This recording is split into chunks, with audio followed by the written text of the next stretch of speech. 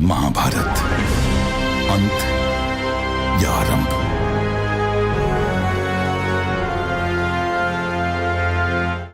श्री कृष्ण ने दुर्योधन से कहा कि उसने तीसरी बड़ी गलती यह की कि अपने मामा शकुनी को अपना शुभचिंतक समझा और अपना पथ प्रदर्शक बनाया।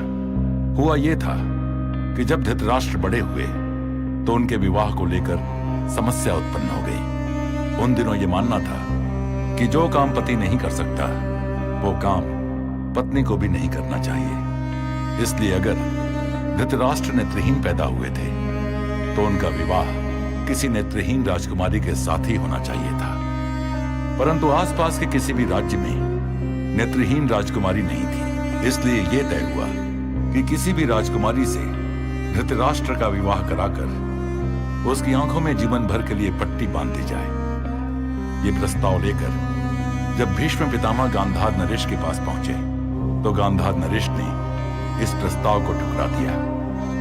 वो नहीं चाहते थे कि उनकी पुत्री गांधारी जीवन भर आंख पर पट्टी बांधकर एक नेत्रहीन का जीवन व्यतीत करे। इस बात को लेकर युद्ध हुआ और हस्तिनापुर की सेना ने गांधार पर आक्रमण बोल दिया। गांधार नरेश और उनके 100 पुत्रों को बंदी बना दिया गया। बंदी बनने के बाद सभी को भोजन के रूप में हर रोज कुछ ही दाने दिए जाते थे। इतना कम भोजन पाकर गांधार नरेश और उनके 100 बेटे समझ गए कि अब तो उनकी मृत्यु निश्चित है। इसलिए उन्होंने अपने सारे दाने इकट्ठे किए और अपने सबसे चतुर भाई को भोजन देकर जीवित रखा। वो भाई था शकुनी।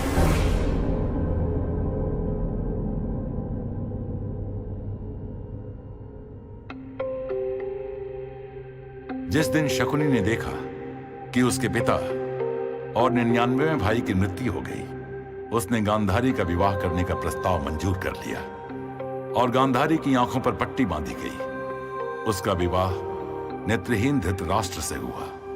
शकुनी ने अपनी बहन का कन्यादान किया और प्रतिशोध लेने के लिए गांधार छोड़कर स्वतः हस्तिनापुर आकर अपनी बहन के ससुराल में रहने लगे। तो श्री कृष्ण ने दुर्योधन से कहा कि तुम्हारा मामा प्रतिशोध की भावना से ही हस्तिनापुर में रह रहा था और तुम उसको अपना शुभचिंतक समझ रहे थे। यह तुम्हारी तीसरी बड़ी भूल थी।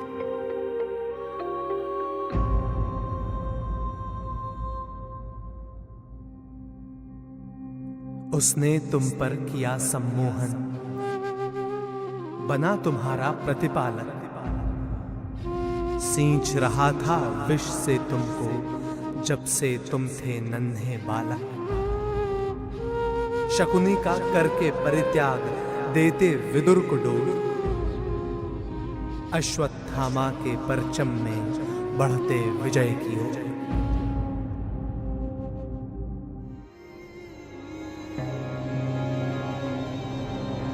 तो अंत हुआ एक अध्याय उस महागाथा का जिसमें लाखों गाथाएं वास करती हैं, पर यह है आरंभ एक प्रयास का। इस महागाथा को